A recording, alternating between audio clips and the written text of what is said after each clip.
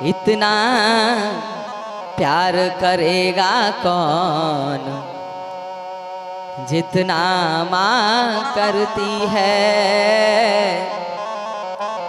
इतना धीर धरेगा कौन जितना माँ धरती है। बेटा जब परदेश को जाए माँ रोया करती है। इतना प्यार करेगा कौन जितना माँ करती है।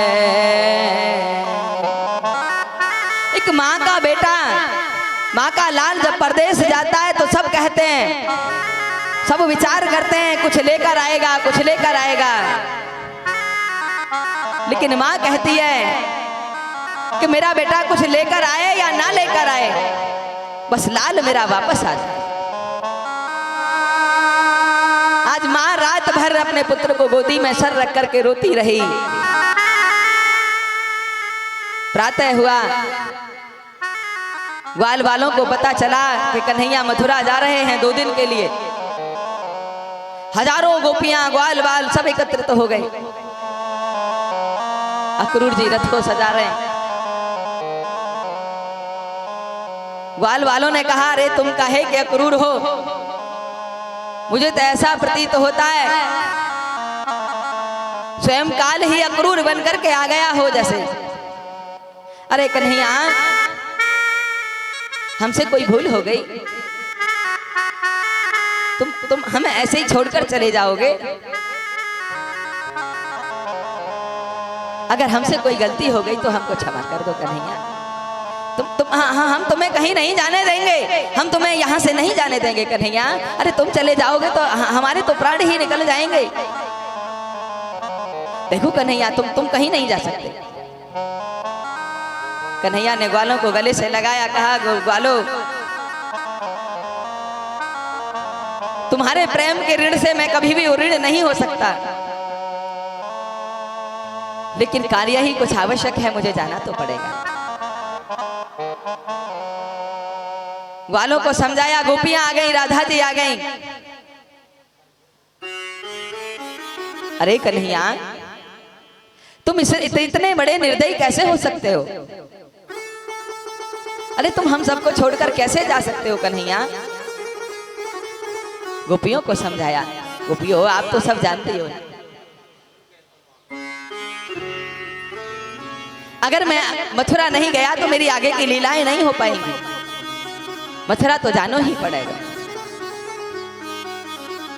गोपियों ने कहा, नहीं, हम तुम्हें कहीं नहीं जाने देंगे। अगर तुम जाओगे तो हम तुम्हारे रथ के आगे आकर के लेट जाएंगे, लेकिन हम तुम्हें नहीं जाने देंगे। जैसे तैसे गोपियों को समझाया कन्हैया ने।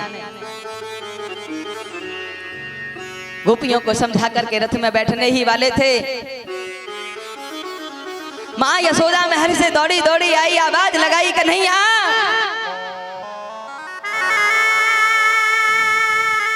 मुझे तो अभी पता चला है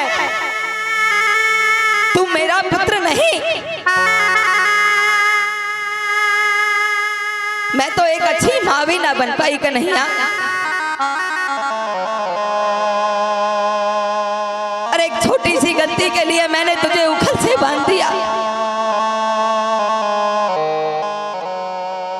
तू अपनी माँ देवकी से जाकर मेरी बुराई मत करना।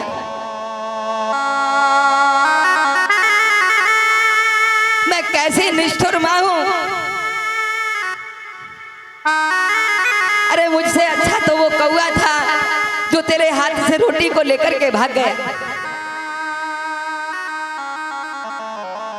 मैंने तो तुझे कभी अच्छे प्रकार से लाड़ भी नहीं लड़ाया, मुझे क्षमा कर देना कन्हैया। इतना कहकर यशोदा मैया धराम से जमीन पर गिर पड़ी। कन्हैया ने दौड़ करके माँ को अंक में भर लिया। बड़ी विषम परिस्थिति कन्हैया और माँ यशोदा की बन गई। कन्हैया ने कहा, माँ तेरे जैसी माँ तो मुझे कभी मिल ही नहीं सकती। जितना प्रेम, जितना दुलार तूने मुझसे किया है ना माँ, कोई माँ अपने पुत्र से नहीं कर सकती। दुनिया में कोई अपने पुत्र से माँ इतना प्रेम नहीं कर सकती माँ। और तू चिंता ना कर माँ, मैं 2 दिन में वापस आ जाऊंगा। बस 2 दिन की ही तो बात है। ग्वाल बाल माँ यशोदा फूट फूट कर रो रही हैं। सबको धीर धरा करके कन्हैया रथ में सवार हो गए। बलराम जी रथ में विराजमान हो गए। अक्रूर जी ने रथ को हाँक दिया। धीरे धीरे अक्रूर जी ने रथ को बढ़ाया।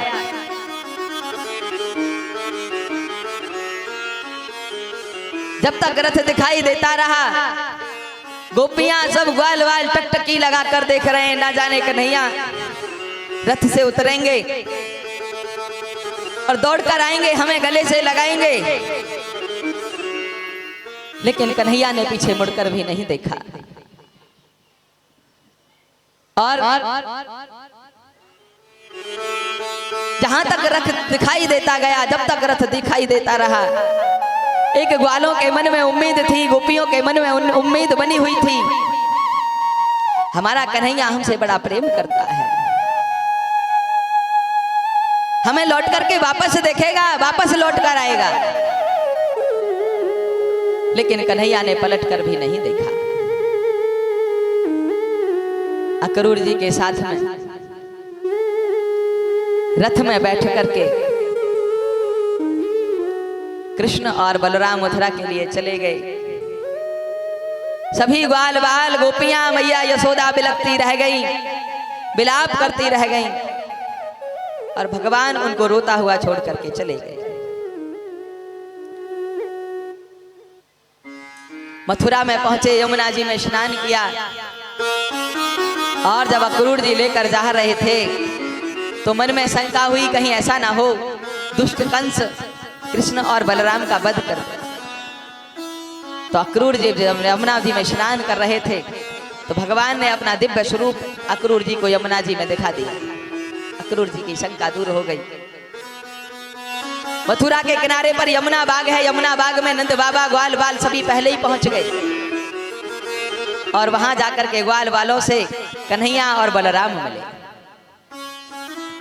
ऐसी सुंदर अमृतमयी दिव्यमयी चिन्हमयी कथा सुखदेव स्वामी राजा परीक्षित को सुना। राजा परीक्षित ने कहा, गुरुदेव मथुरा में जाकर के कन्हैया ने क्या किया? सुखदेव स्वामी बोले, राजन